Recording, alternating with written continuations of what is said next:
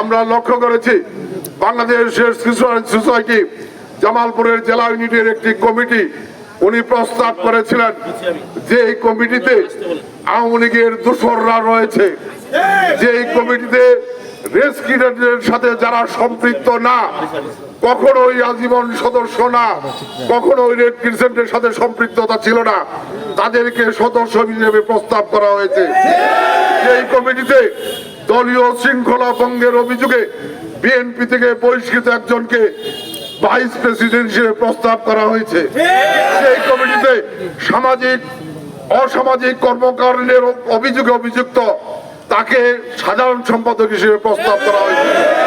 জেলা প্রশাসক মহোদয় কিভাবে এই প্রস্তাবগুলো করলেন আমরা জানি না। এখনো যারা আওয়ামী লীগের সেই নেতাদের সাথে যোগ সাজস করে গোপনে যোগাযোগ করে তাদের কাজ বাস্তবায়ন করে দিচ্ছেন, অবিলম্বে তাদের তালিকা করে জামালপুরে তালিকা প্রকাশ করা হবে, জামালপুরে জনতার আন্দোলন করে তোলা হবে। রেড ক্রিসেন্ট হলো মানবিক ও সামাজিক স্বেচ্ছাসেবকমূলক অরাজনৈতিক সংস্থা। এই সংস্থার নবগঠিত জামালপুর জেলা ইউনিটের অ্যাডহক কমিটির বিরুদ্ধে বিএনপি নেতার উস্কানিমূলক বক্তৃতায় আমরা বিস্মিত হয়েছি।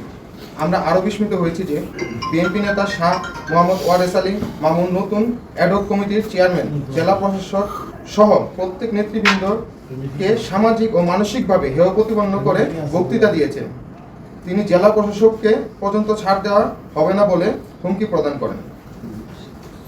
রেড ক্রিসেন্ট ইউনিট কমিটির অনুমোদন করেন রেড ক্রিসেন্টের কেন্দ্রীয় চেয়ারম্যান মহোদয়।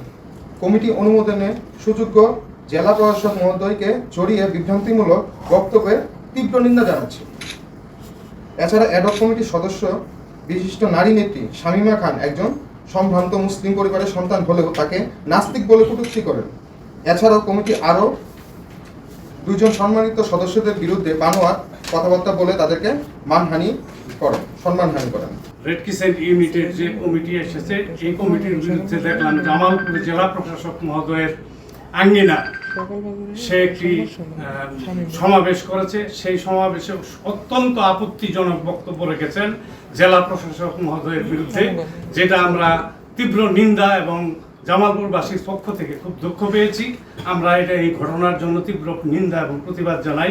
সেই সাথে আমি আরও প্রতিবাদ জানাই আমার সম্মানিত নবগঠিত কমিটির সম্মানিত সদস্যদেরকে নিয়ে ব্যক্তিগত কুরুচিপূর্ণ বক্তব্য তিনি দিয়েছেন, যেটা তিনি দিতে পারেন না, সেটা চরম অন্যায়ভাবে সে করেছেন। সেই বক্তব্য জামালপুরবাসী তীব্রভাবে ঘৃণা ছড়েছেন। এটা কোনো বিএনপির অঙ্গ সংগঠন নয়, এটি একটি রাজনৈতিক সংগঠন নয়, এটি একটি আন্তর্জাতিক মানের সামাজিক সংগঠন। এখানে আমরা আজীবন সদস্য হিসেবে, স্বেচ্ছাসেবক হিসেবে এখানে আমরা কাজ করি, সেবা প্রদান করি। আমরা বিভিন্ন সাইক্লোন, বিভিন্ন সামাজিক যে সমস্ত মানুষের বিপদে আমরা ঝাঁপিয়ে পড়ি, সেই সংগঠন হলো বাংলাদেশ রেড ক্রিসেন্ট সোসাইটি।